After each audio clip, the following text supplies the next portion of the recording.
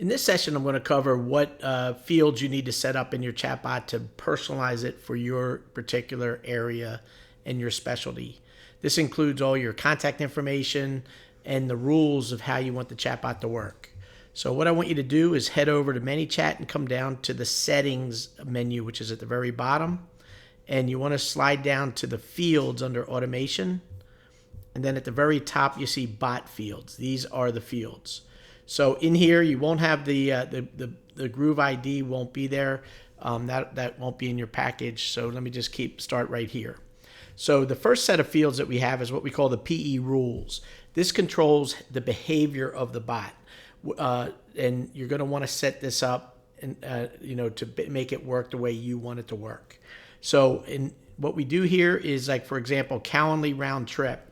If you use Zapier Pro, we could set up your bot, and I'll have a separate training on that, how to create a zap from Calendly back to the chatbot so we have a round trip. So by default, this is false, but if you want to make it, what you want to do in all these fields is you just want to click in this third column and a pop-up window comes in. You'll just put in the word true if you want to do a round trip of Calendly. If you do not want it, make sure you put in false and use uppercase for me. The chatbot is not case sensitive.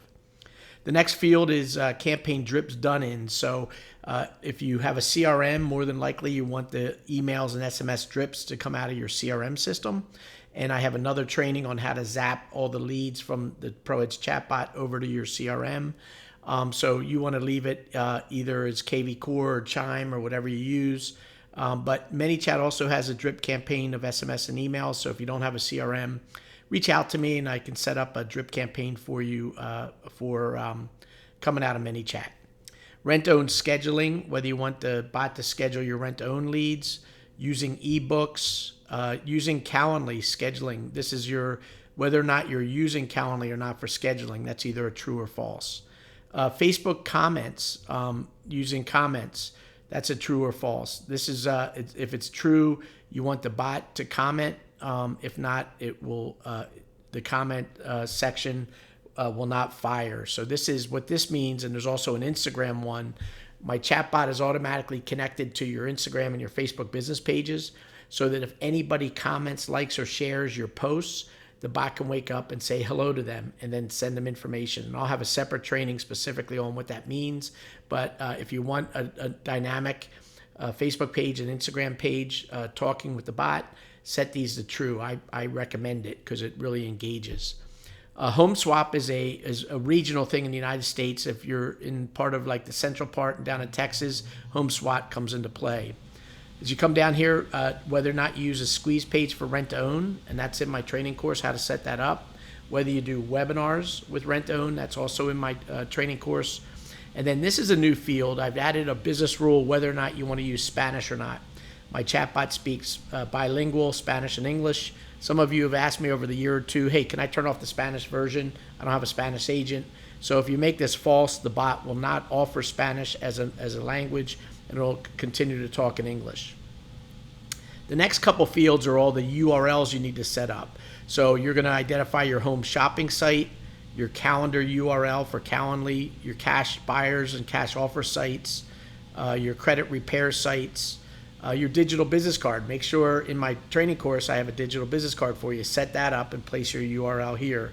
The bot does a great job of handing that out to a lot of buyers and sellers for you. There's a DTI calculator. I default this right here to the US like one found on the internet. But if you have your own DTI calculator, you could plug it in there. You have your home valuation site, your loan site. I don't have mine set right now. I'm working with my lender. And then you have your market reports, webinar site for sign up, and the website for your rent to own. So put all those URLs in. If you use a utility service provider, here at EXP, we have Utility Connect. So I have my specialized URL for somebody to order services like cable hookup and stuff for the new house. And then we have your website. Then the next set of fields are all yours. You'll see the word your in it. You're going to identify your area coverage. Make sure that you use the word the, because the bot will say, Smarty's a great realtor that covers the greater Philadelphia area. So whatever's in there, because they'll say covers the covers and then the word. So you could put whatever you want in there. Again, you click on it and type it in there. Brokerage, give your chatbot a name, because throughout the chatbot experience and chatbot marketing, we want to be transparent that it is a bot, not a live person. So the bot will introduce himself or herself. So give yourself a fun name, and the bot will introduce it. We have the city and state. Actually, I'm getting rid of. So in this training, I'm going to actually archive it right here. We have company, email, first name, last name, full name, gift card amount. So the bot will, in the rent-to-own program, will tell the person, if they're working with you as the realtor, you have a gift that you give them at the end after you get a house. That's up to you if you use the gift card, and you can put in any monetary amount. I give my clients $200 Amazon gift card after I buy them a house. Then we have the loan field. So this is for your loan officer. So work with your loan officer on what the credit limit is and the income limit to get them approved for a mortgage. So I have it set for $50,000 and put in the dollar signs. And then this one here, the display, you want to put in a plus sign. So 580 plus, because the bot will say, do you have at least 580 plus in credit? This field has to be a numeric field, the credit limit numeric. So make sure you put a numeric field there. This is for display, and same for the credit or the credit limits and stuff. So then we have the loan savings amount, so how much in savings they should have in order to get approved for a loan. We have our phone number. We have all the rent-to-own fields in here.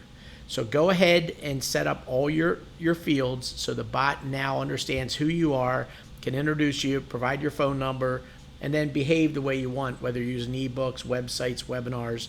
It'll offer that if and only you offer it. So get setting with all your bot fields, and we'll see you on the next training.